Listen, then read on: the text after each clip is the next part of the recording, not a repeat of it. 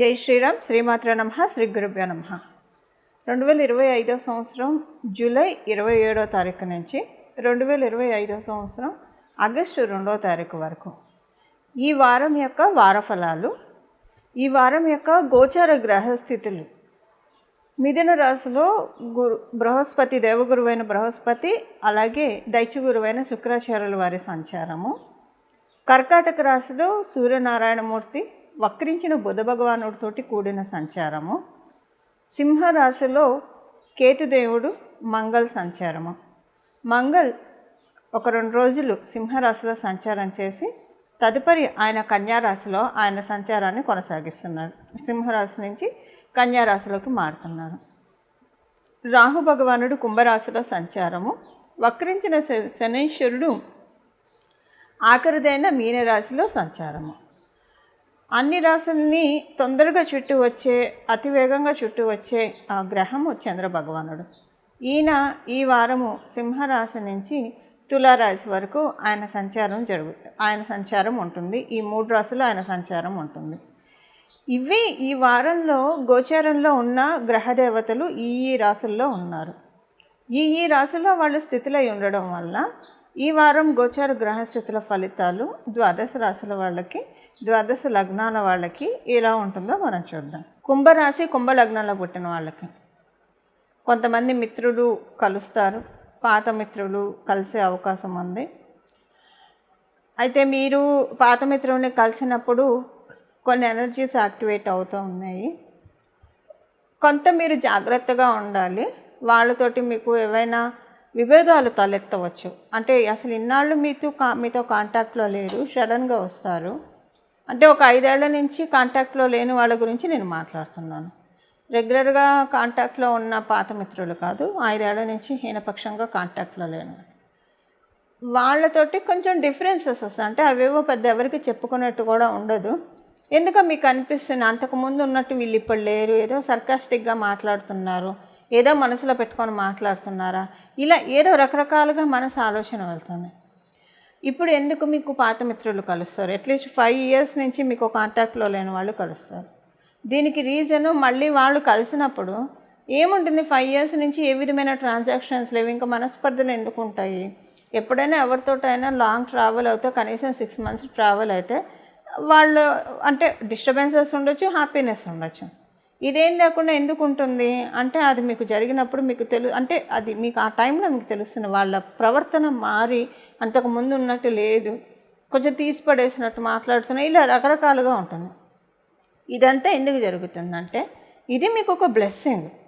ఇప్పుడు మీకు వాళ్ళు కలవడము మీకు అందరికీ లేని విధంగా ఒక ప్రత్యేకమైన బ్లెస్సింగ్ ఇవ్వాలనుకుంటున్నాడు శనీశ్వరుడు. ఎందుకంటే మీ రాశ్యాధిపతి శనీశ్వరుడు రాహు భగవానుడు. ఇప్పుడు రాహు భగవానుడు మీ రాశిలో ఉన్నాడు. నేను చెప్పాను కదా ద్విస్వభావ రాశులు బలోపేతంగా ఉన్నాయని.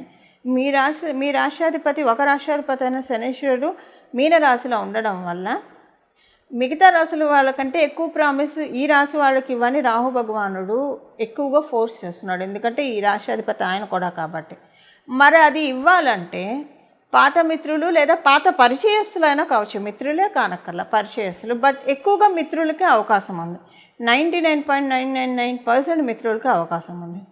బట్ వాళ్ళు మళ్ళీ 1 డేనే ఉండి వెళ్ళిపోతారు. ఇంకా తర్వాత వాళ్ళతో మీకు ఏ విధమైన తర్వాత మళ్ళీ కొనసాగదు.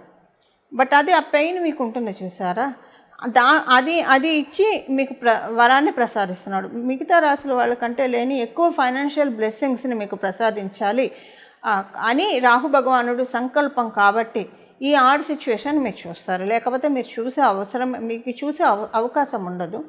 బట్ మీకు ఎక్కువ లబ్ధిని ఆయన కలిగించాలని ఆరాటపడుతున్నాడు. కాబట్టి ఈ చిన్న అన్కండిషనల్ సిచ్యువేషన్ చూసి తద్వారా మీకు మంచి ధనయోగాన్ని కలిగిస్తూ ఉన్నాయి గోచారంలో ఉన్న గ్రహదేవతలు. ఇవి ఈ వారం యొక్క గ్రహస్థితులు, గోచార గ్రహస్థితులు కుంభరాశి, కుంభలగ్నంలో పుట్టిన వాళ్ళకి.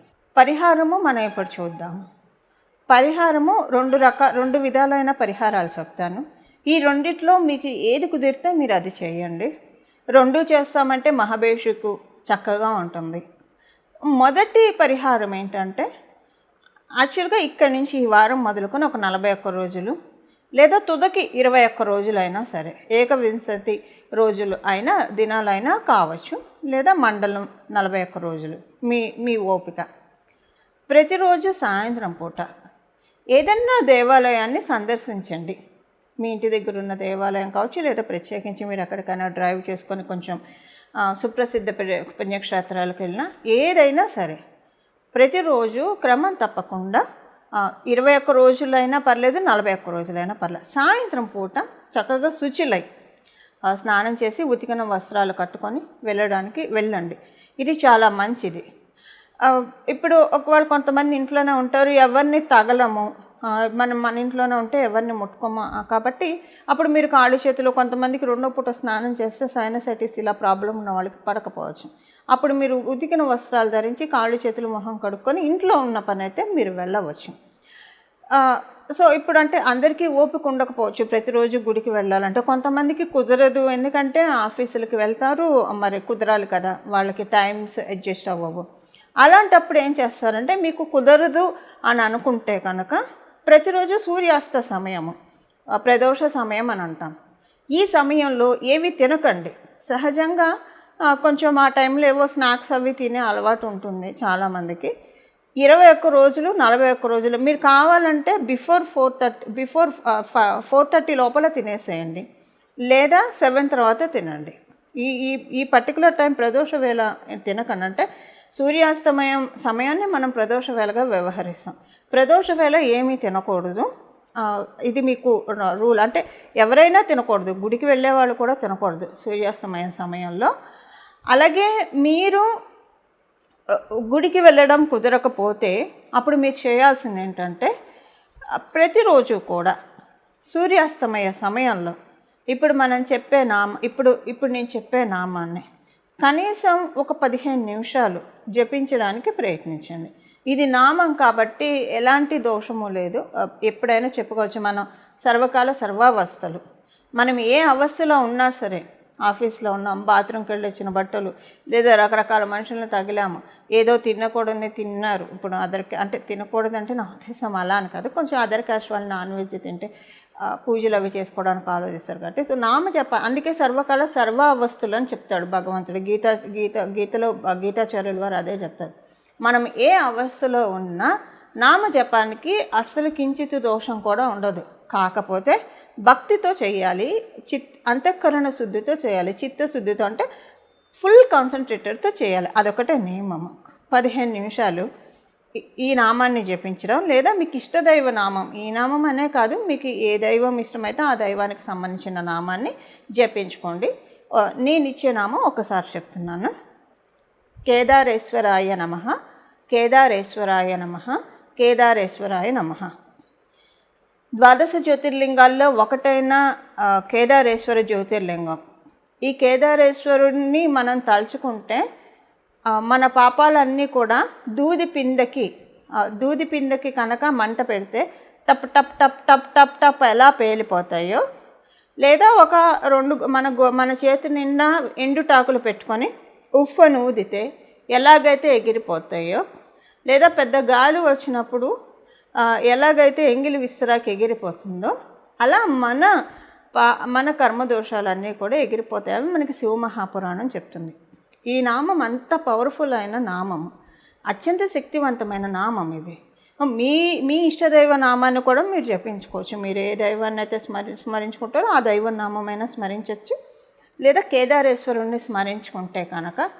అందున ప్రత్యేకించి ప్రదోష వేళలో ఎవరైతే కేదారేశ్వరుణ్ణి జపిస్తారో, ఇంకా ఆయన బోళాశంకరుడు, ఆయన పరమప్రీతి పొందుతాడు. పరమప్రీతి చెంది మనకి ఏది మన జీవితంలో మనకి లభిస్తే మన సౌఖ్యము, మన శాంతి చెదరకుండా మనం చాలా సంతోషంగా ఉంటామో అది ఆయన మనకిస్తాడు. ఒక్కోసారి మనకి కోరుకోవడం చేత కాకపోవచ్చు. ఇప్పుడు పెద్ద పదవి కోరుకుంటారు, ఆ పదవి వచ్చిన తర్వాత అక్కచెల్లెళ్ళు ప్రెషర్ ఉంటుంది, టెన్షన్ ఉంటుంది, రకరకాల వాళ్ళని హ్యాండిల్ చేయాల్సి వస్తారు, రకరకాలు ఉంటాయి. అవన్నీ కూడా హ్యాండిల్ చేయగలగాలి కదా. అంటే ఒకటి భగవంతుడు అంత ఇచ్చినప్పుడు అవన్నీ హ్యాండిల్ చేసే సమర్థతనైనా మనకి ఇచ్చేస్తాడు అవి ఇచ్చి. లేదా అసలు అలాంటిది లేకుండా మనం సౌఖ్యంగా ఉంటాం, హ్యాపీగానే ఉంటాము, కానీ ప్రెషర్స్ ఉండవు, టెన్షన్స్ ఉండవు. అవి ఈ రెండు లేకుండా హ్యాపీనెస్ ఇస్తాడు. ఏదైతే మనకి ఏది మంచి ఏది మనకి అందిస్తే మంచిదో మనం ప్రశాంతంగా ఉంటామో అది మనకి ఇస్తాడు. ఒక్కోసారి మనకి పడనివి మనం కోరుకుంటే తినకూడని ఆహారం తింటే అజీర్తి చేసి ఎలా ఇబ్బంది పడతామో మనకి తెలియకుండా కోరకూడనివి కోరుకుంటే వాటి వల్ల పెయిన్ ఉండి అది జాతక చక్రానికి అజీర్తి అనుకోండి, అంతే. దానివల్ల అబ్బా ఇది అనవసరంగా వచ్చింది, ఇది రాకపోయి ఉంటే బాగుండేదేమో అని అనుకుంటారు. సో అలాంటివి కాకుండా భగవంతుడు మనకి ఏదైతే మనం హ్యాపీగా ఉంటామో అది మనకిస్తాడు.